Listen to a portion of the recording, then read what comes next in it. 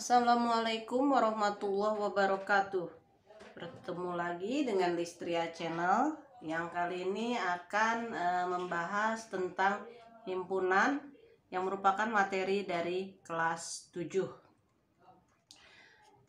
Oke, kita mungkin sehari-hari sering kali ya mengucapkan misalkan gini, sekumpulan pemain, sekelompok pemain, serenceng kunci, seperangkat buku, sebungkus kartu. Nah, kata-kata seperti serenceng, seperangkat, sekelompok, sebungkus itu mengindikasikan adanya kumpulan.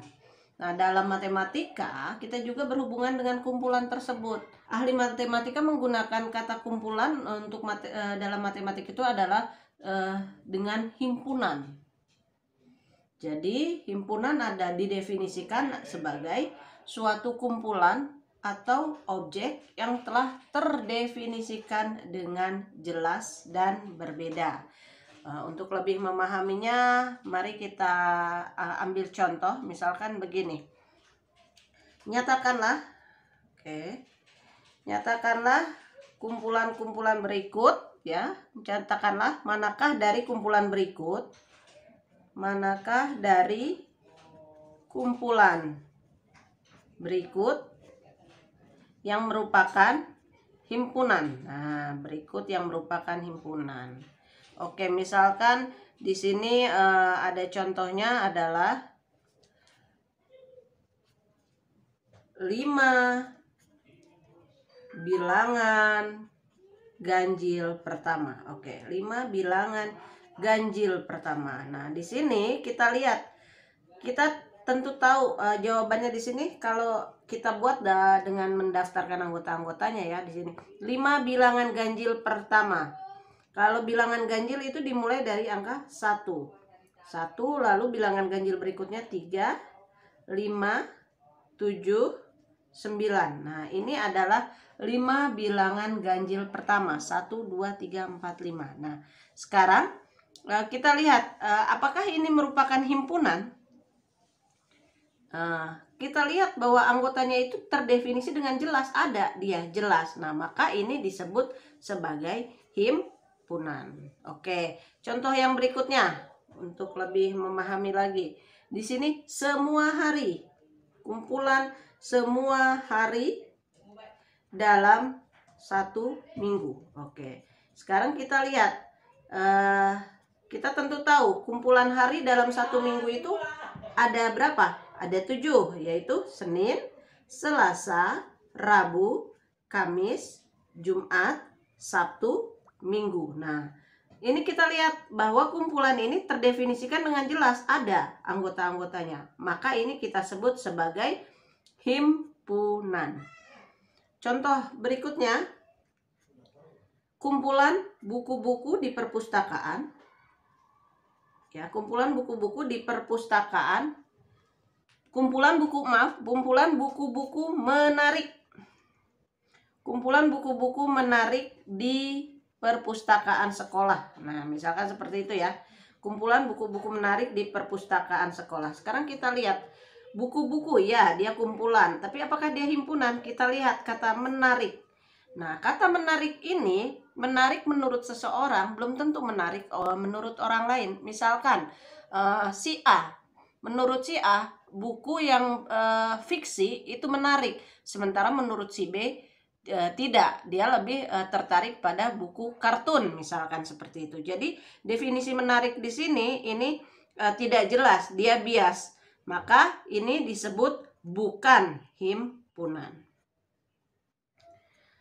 Oke, itu untuk memahami antara himpunan dan bukan himpunan. Jadi kalau himpunan itu anggota-anggotanya terdefinisi dengan jelas, sedangkan kalau bukan himpunan itu seperti ini contohnya, menarik atau kata-kata cantik. Nah, cantik itu bukan himpunan ya. Jadi kumpulan wanita-wanita cantik. Nah, itu bukan himpunan karena cantik itu relatif, tidak sama setiap orang. Nah, untuk suatu himpunan biasanya bisa dinyatakan dengan 3 metode. Yang pertama yaitu, nah cara menyatakan himpunan ya. Himpunan itu bisa dinyatakan dengan 3 metode. Yang pertama adalah dengan metode deskripsi. Nah, metode deskripsi atau biasa kita sebut kata-kata. Misalkan di sini kita sebutkan kumpulan hari-hari dalam 1 minggu. Nah, kita di sini ada kalimat, kita ambil yang ini ya contohnya ya. Sekumpulan semua hari dalam 1 minggu. Nah, untuk menyatakannya dalam metode deskripsi, berarti metode ini dinyatakan sebagai pernyataan yang terdefinisi dengan jelas, yang dibatasi oleh tanda kurung. Nah, seperti ini. Jadi dibuka kurungnya, lalu di dalamnya kita akan tulis di sini hari-hari dalam 1 minggu. Nah, ini jadi dia dideskripsikan atau diungkapkan dalam bentuk kata-kata dan dibatasi oleh tanda kurung. Ini namanya metode deskripsi. Lalu yang kedua adalah metode mendaftar satu-satu. Nah, seperti apa itu metode mendaftar satu-satu? Nah, untuk metode mendaftar satu-satu artinya semua anggota dari kumpulan itu kita tulis satu persatu. Jadi di sini kalau kita ambil tadi contohnya adalah kumpulan semua hari dalam 1 minggu, maka kita akan tulis semua anggotanya, yaitu Senin, Selasa, Rabu, Kamis, Jumat, Sabtu, Minggu. Nah, ini disebut metode mendaftar satu-satu. Yang ketiga adalah metode aturan himpunan. Nah, aturan ini digunakan untuk mempermudah kita dalam menentukan anggota-anggota dari himpunan tersebut. Misalkan contoh soalnya adalah kumpulan 5 bilangan asli yang pertama. Nah, misalkan P adalah kumpulan 5 bilangan asli yang pertama. Maka menggunakan metode aturan himpunan kita akan tulis himpunan P adalah X sedemikian sehingga X adalah anggota bilangan asli dan X kurang dari 6. Nah, seperti itu. Contoh lain untuk penerapan 3 metode tersebut, misalkan di sini ada contoh kumpulan huruf vokal. Nah, bagaimana cara menerapkannya dalam 3 metode? Di sini ada kumpulan huruf vokal. Jika kita menggunakan metode deskripsi, maka misalkan ini A adalah begitu ya. A adalah kumpulan huruf vokal. Berarti di sini himpunan A sama dengan, nah kurung buka, di sini kita tulis huruf vokal. Nah, seperti itu. Lalu bagaimana jika dia ingin ditulis dengan menggunakan metode mendaftar satu-satu? Berarti kita tulis, daftarkanlah anggotanya. Huruf vokal itu ada apa saja? A, I, U, E, O. Nah, lalu bagaimana kalau dengan menggunakan metode aturan himpunan?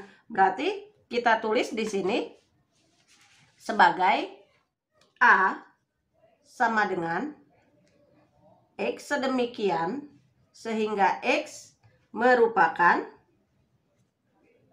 huruf vokal. Tulis saja seperti ini. X sedemikian hingga X merupakan huruf vokal dalam bentuk huruf kecil, karena kita nulisnya pakai huruf kecil ya. Dalam bentuk huruf kecil di sini, dalam bentuk huruf kecil. Atau kita boleh tulis juga kalau ini terlalu panjang bisa saja ditulis A sedemikian sehingga X merupakan huruf vokal, begitu. Itu saja juga sudah cukup, nggak apa-apa. Jenis-jenis himpunan yang biasanya kita temui dalam kehidupan sehari-hari itu biasanya ada beberapa. Yang pertama yaitu himpunan yang sama. Nah, di sini himpunan yang sama ini maksudnya jika himpunan A dan B sama, maka dapat ditulis A sama dengan B. Kita tulisnya A sama dengan B. Nih ditulis A sama dengan B.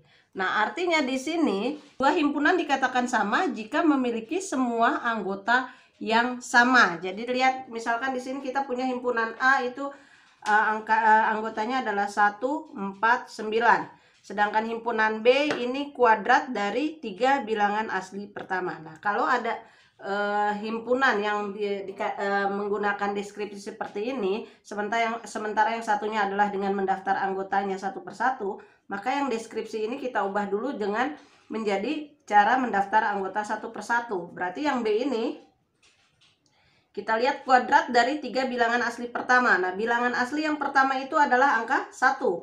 1 dikuadratkan, 1 kali 1 hasilnya 1. Lalu yang bilangan asli yang kedua adalah angka 2. 2 kuadrat itu hasilnya 4. Lalu bilangan yang ketiga dari bilangan asli adalah angka 3. 3 kuadrat itu artinya 9. Nah, sekarang kita lihat bahwa himpunan A itu anggotanya 149. Himpunan B juga ternyata anggotanya 149. Ini artinya himpunan A sama dengan himpunan B. Dikatakan A sama dengan B. Nah, yang kedua adalah himpunan yang ekivalen. Dua himpunan dianggap ekivalen jika banyaknya anggota kedua himpunan tersebut sama. Nah, yang dilihat kalau dua himpunan dikatakan ekivalen itu jika jumlahnya sama. Anggotanya mungkin bisa jadi tidak sama atau berbeda, tetapi jumlahnya itu sama. Di sini kita lihat anggota himpunan A itu angka 1, 2, 3. Sedangkan anggota himpunan B itu A, B, C. Tapi kita lihat jumlahnya. Jumlah anggota himpunan A 3. Jumlah anggota himpunan B juga 3. Maka dikatakan bahwa A itu ekivalen dengan himpunan B. Begitu. Sekarang yang berikutnya himpunan terbatas. Suatu himpunan dikatakan terbatas jika banyaknya anggota dapat dihitung. Nah, di sini kita ambil contoh, misalkan himpunan A itu adalah bilangan asli yang kurang dari 4. Ini artinya himpunan A ini bilangan aslinya kurang dari 4. Berarti 1, 2, 3. Nah, ini kita bisa hitung ya, cuma ada 3 anggota himpunannya. Artinya himpunan ini adalah himpunan yang terbatas. Yang berikutnya adalah himpunan tak hingga. Himpunan tak hingga ini jika banyaknya anggota tidak terbatas atau tidak dapat dihitung. Kita ambil contoh, di sini himpunan A anggotanya adalah bilangan bulat. Nah, bilangan bulat itu kan banyak ya, mulai dari yang negatif, 0, positif. Nah, itu tak terhingga, tidak bisa dihitung. Maka dia disebut himpunan A ini adalah himpunan tak terhingga. Lalu ada lagi himpunan yang biasa kita kenal dengan nama himpunan kosong.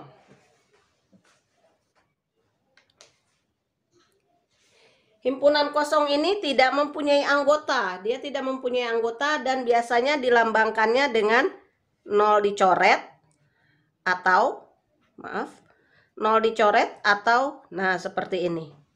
Ini kita sebut himpunan kosong. Contoh himpunannya misalkan himpunan A yaitu bilangan ganjil antara 1 dan 3. Nah, adakah bilangan ganjil antara 1 dan 3? Tidak ada. Ada bilangan yang ada antara 1 dan 3 itu adalah bilangan 2. 2 itu bilangan genap. Nah, ini maka disebut bahwa himpunan A ini adalah himpunan kosong.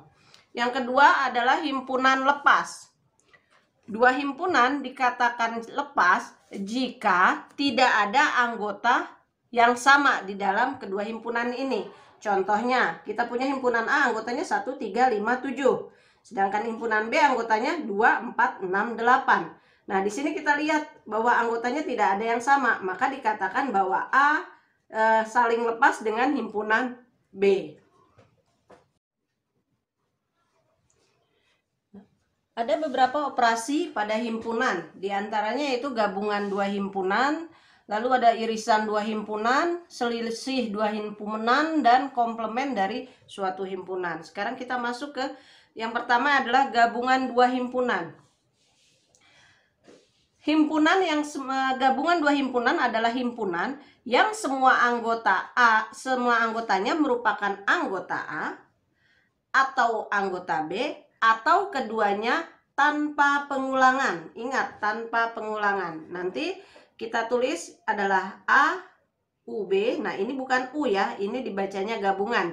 Jadi ini dibaca A gabungan B, begitu ya. Jadi ini bukan U, tapi dibacanya adalah gabungan A gabungan B. Kita ambil contoh di sini, misalkan ada himpunan A itu anggotanya 1, 2, 3, 4, 5. Lalu ada anggota B, himpunan B anggotanya adalah misalkan 4, 5, 6, 7. Nah, jadi gabungan itu seperti apa? Gabungan adalah gabungan himpunan A dan B ini adalah semua anggota A atau anggota B atau keduanya tanpa pengulangan. Jadi di sini nanti jawabannya A gabungan B itu kita lihat semua anggota A dan B tapi tanpa pengulangan. Berarti kita tinggal tulis di sini ada angka 1 anggotanya, ada 2,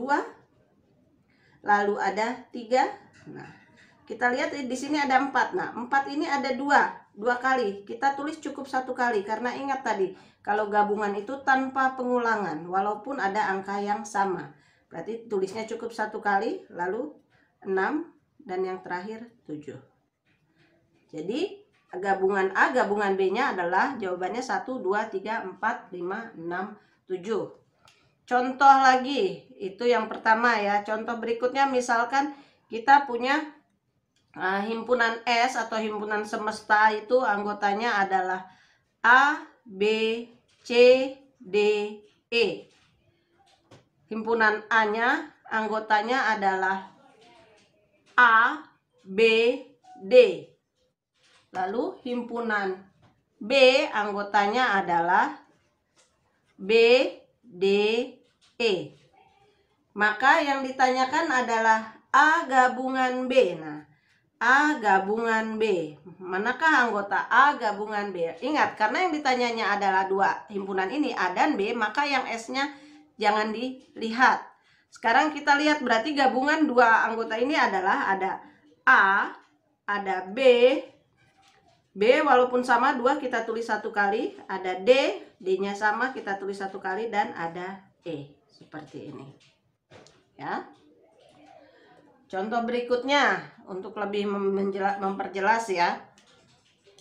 Di sini misalkan ada himpunan semesta lagi, yaitu anggotanya 1, 2, 3, 4, 5. Lalu ada himpunan P, anggotanya adalah 1, 2, 4.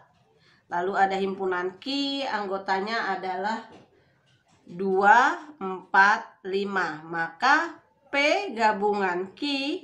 Nah, kita lihat.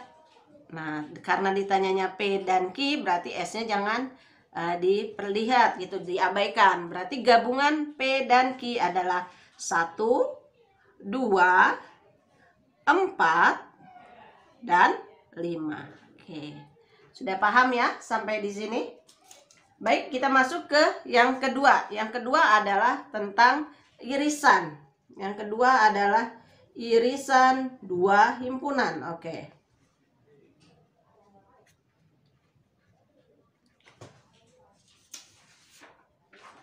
Irisan 2 himpunan A dan B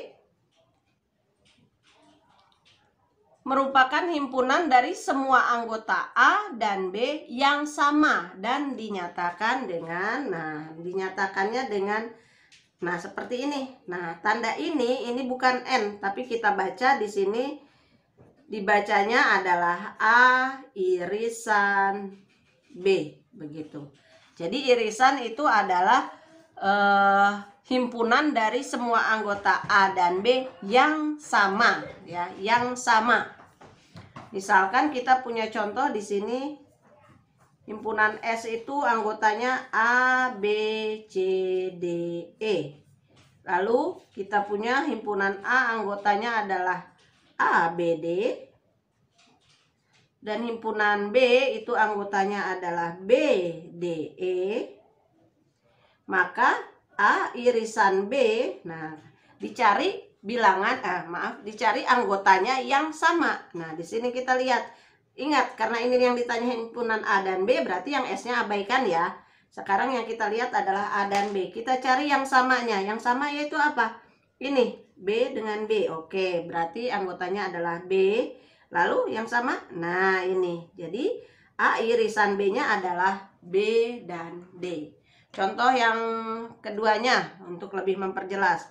Misalkan ada S-nya itu himpunan semestanya adalah 1, 2, 3, 4, 5. Lalu P-nya, himpunan P itu adalah 1, 2, 4. Lalu himpunan Q itu ada 2, 4, 5. Maka P irisan Q, ingat cari yang samanya. Di sini yang sama adalah 2, lalu 4. Maka P irisan Q-nya adalah 2 dan 4. Operasi himpunan yang berikutnya adalah selisih dua himpunan. Nah, yang ketiga itu adalah selisih dua himpunan. Apa itu selisih dua himpunan? Selisih dua himpunan adalah himpunan yang anggotanya dimiliki A tetapi tidak dimiliki B. Jadi, selisih dua himpunan adalah himpunan yang anggotanya dimiliki A tetapi tidak dimiliki B. Nah, jadi gini contohnya. Jadi ditulisnya, ya maaf, ditulisnya adalah A min B atau dibacanya A selisih B. Begitu ya, bukan selisih A dari B tapi A selisih B. Kita ambil contoh yang pertama. Misalkan ada S-nya adalah anggotanya A, B, C, D, E. Lalu himpunan A itu anggotanya A, B, D. Lalu himpunan B itu anggotanya B, D, E. Maka A selisih B. Nah, tadi lihat, ingat di sini. Anggotanya dimiliki A tetapi tidak dimiliki B. Berarti kita cari yang dimiliki A tapi nggak dimiliki B. Nah, karena ini adalah himpunan A min B, berarti S-nya seperti tadi diabaikan. Kita lihat cari yang anggotanya ada di A tapi nggak dipunya di B, yaitu adalah anggotanya A. Sini ya, A ini dimiliki oleh si himpunan A tapi nggak punya di himpunan B-nya. Tapi himpunan B punya E, gimana? Nggak apa-apa, kan syaratnya adalah dimiliki A tetapi tidak dimiliki B. Begitu. Contoh berikutnya. Misalkan di sini ada himpunan A, itu anggotanya A, B, C, D, E. Lalu himpunan B itu anggotanya B, D, E, H, I. Oke. Maaf, H, J. Oke. Nah, berarti A selisih B. Nah, carilah yang dimiliki A tetapi tidak dimiliki B. Di sini A ada di sini tapi B punya nggak ada. Oke, ditulis. B ada samaan C. Dimiliki oleh si B tidak ada, berarti kita tulis. D dimiliki, E dimiliki. Oke, berarti jawabannya adalah A dan C. Bagaimana kalau B selisih A? Nah, lain lagi. Nah, untuk B selisih A ini kita tulis di sini ya. Oke. B selisih A itu tidak sama dengan A selisih B. Kalau B selisih A berarti kita rubah cara penulisannya. Berarti di sini B-nya kan tadi B, D, E, H, J. Lalu A-nya itu A, B, C, D, E. Nah, kalau B selisih A berarti yang dimiliki B tetapi tidak dimiliki A. Begitu. Nah, sekarang kita lihat yang dimiliki B ada B. Oh, masih dimiliki. D punya? Oh, enggak. Oh, berarti jawabannya adalah D. Dimiliki E. Sekarang E dimiliki? Oh, maaf. D ada yang punya di sini. Oh, oke, salah. Oke. B dimiliki D dimiliki E juga dimiliki H. Oke, H dimiliki B tapi tidak dimiliki oleh A. Lalu J. Nah, ini ya. Oke. H dan J. Jadi jawabannya jika B selisih A itu jawabannya adalah H dan J. Komplement suatu himpunan. Jika S adalah himpunan semesta dan A adalah himpunan bagiannya, maka komplement A adalah himpunan yang merupakan anggota S tetapi bukan anggota A. Nah, misalkan contohnya seperti ini. S anggotanya itu adalah A, B, C, D, E. Lalu A itu anggotanya adalah A, B, D, gitu ya. Maka A komplement A. Nah, ya, untuk diingat lagi, cara penulisannya itu seperti ini. A pangkat C, tapi dibacanya ini komplement A. Nah, bukan A komplement ya, tapi komplement A. Ditulisnya seperti ini. Nah, A komplement itu adalah, nah kita lihat, tadi katanya merupakan anggota S tetapi bukan anggota A. Nah, di sini kita lihat dia yang anggota S tapi bukan anggota A. Kalau ini A sama, B sama. Oh oke, C ternyata C itu ada di S tapi nggak ada di A. Lalu D ada di A juga. Ternyata E. Nah, jadi komplement itu artinya yang dimiliki si S tapi nggak dimiliki si A, begitu. Nah, sekarang kita masuk ke tentang diagram Venn. Nah, diagram Venn itu dikemukakan pertama kali oleh John Venn, yaitu seorang ahli logika yang berasal dari Inggris. Dia menjelaskan operasi himpunan dengan menggunakan beberapa diagram yang dikenal dengan istilah diagram Venn. Nah, untuk penerapan diagram Venn ini, kita langsung saja ke contoh soal ya. Misalkan di sini ada contoh soal seperti ini. Sebuah diagram Venn berikut ini. Dari sebuah diagram Venn berikut ini, carilah hasil operasi dari himpunan-himpunan berikut. Misalkan yang kita cari adalah tentang A gabungan B. Nah, kita baca di sini ini diagram Venn-nya.